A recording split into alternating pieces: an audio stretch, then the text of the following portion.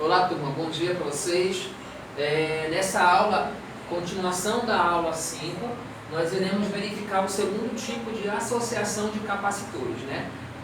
No primeiro vídeo da aula 5 foi a associação de capacitores em série, e agora nós iremos trabalhar a associação de capacitores em paralelo, tá bom?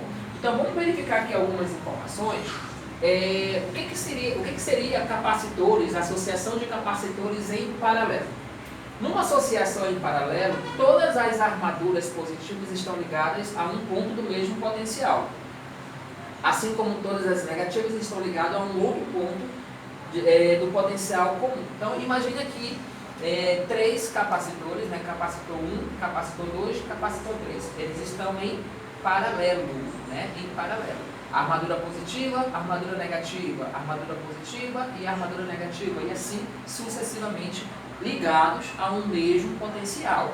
O capacitor 1 tem a carga 1, o capacitor 2 tem a carga 2 e o capacitor 3 tem a carga 3, ligado por um mesmo potencial aqui, ó, que é a DDP 1. O capacitor equivalente, né, quando eu somo todos esses capacitores, o 1, o capacitor 2 e o capacitor 3, ele gera um único capacitor.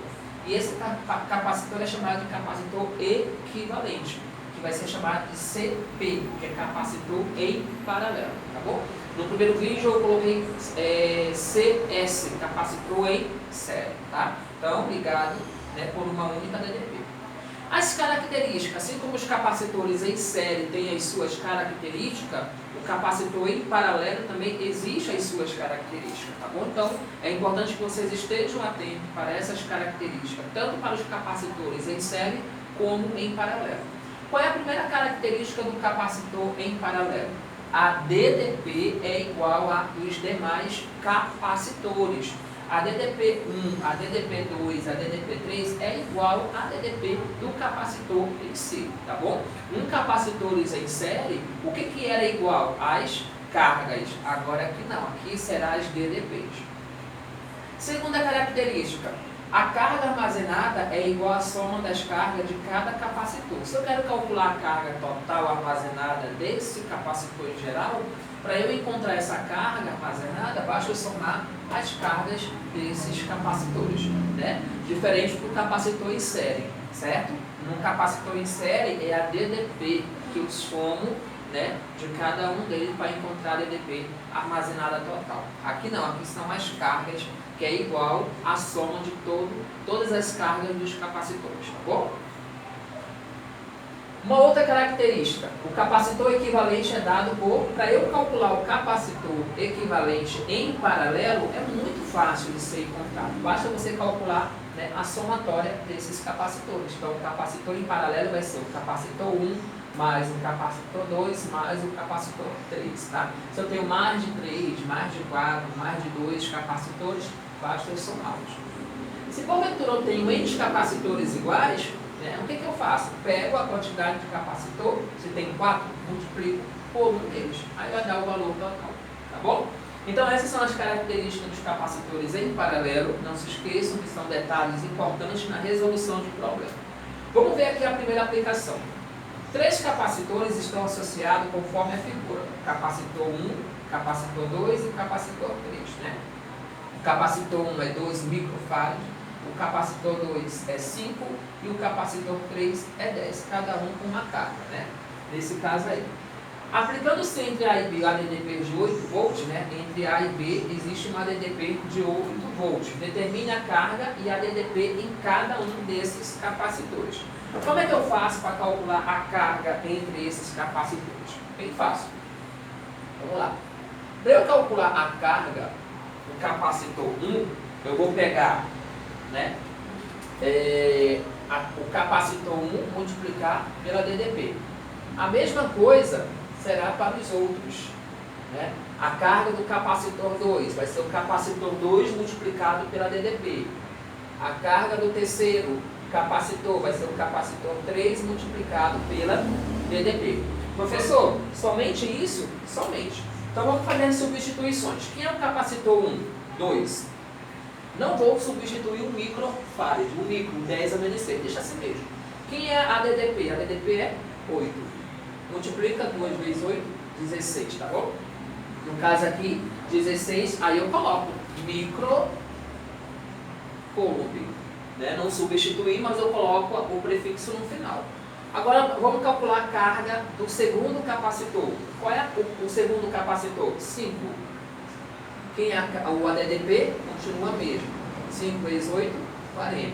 Microcoulomb. A carga para o terceiro capacitor. Quanto vale o terceiro capacitor? 10. 10 vezes 8, 80.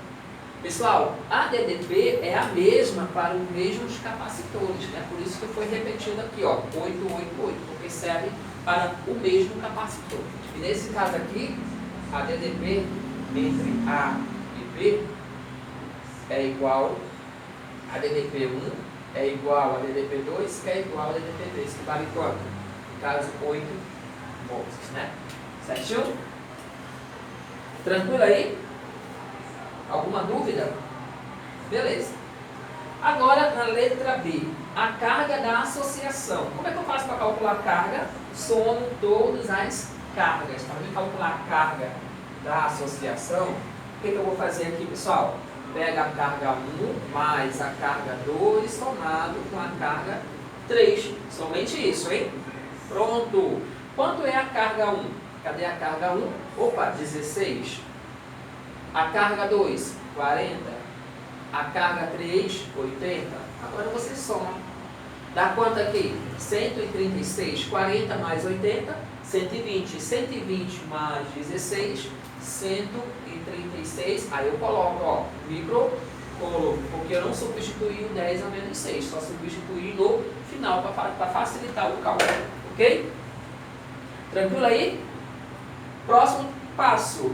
Na letra C, ele quer calcular a capacitância do capacitor equivalente. Como está em paralelo, como é que eu faço para calcular o capacitor em paralelo? Somo as capacitâncias, tá bom? Então, nesse caso aqui, ó, o capacitor em paralelo vai ser o capacitor 1, o capacitor 2 e o capacitor 3. Quem é o capacitor 1? Cadê? 2. Mais o capacitor 2 é 5. E o capacitor 3 é 10. Professor, muito fácil, né? Só somar. 2 mais 5, 7. 7 mais, no caso aqui, 2 mais 5, 7 mais 10, 17, né? 17 o quê? Microfarad. Certo? Tranquilo? Perfeito. E por último, na letra D, ele quer calcular a energia potencial elétrica da associação. A energia potencial elétrica é representada pelo W, né? Como é que eu faço para calcular essa energia, pessoal? Basta eu pegar a carga, multiplicar pela DDP e dividir por 2. Então vamos lá. Quanto é a carga? 136, que é a carga total. Quanto vale a DDP? 8. Dividido para 2. Vou dividir 8 por 2, que é mais fácil. Vou repetir, ó. 8 dividido por 2 é 4. Agora multiplica 136 vezes 4. 4 vezes 6, 24 vai 2. 3 vezes 4, 12 por 2. 14, 4 vezes 1, 4 e 1, 5. Conforme meus cálculos, deu 544. Por que, pessoal? Microjoule. Por que micro? Porque a carga tem o seu 10 a menos 6, esse é o prefixo, só que eu não substituí aqui. Eu vou substituir no final da resposta, que fica muito mais fácil. Então, gente, essa foi a aula sobre associação de capacitores em paralelo, tá bom? É importante que vocês tenham essa ideia das características, tanto em série como em paralelo, para vocês não se confundirem, tá bom? Então, nós temos mais um outro vídeo falando sobre associação mista, tá? Então, eu espero que vocês tenham entendido essa aula, tenham entendido essa aplicação, tá? Estudem, pratiquem, que só assim eu vou aprender. Ok, pessoal? Tchau, tchau para vocês e até a próxima, se Deus quiser.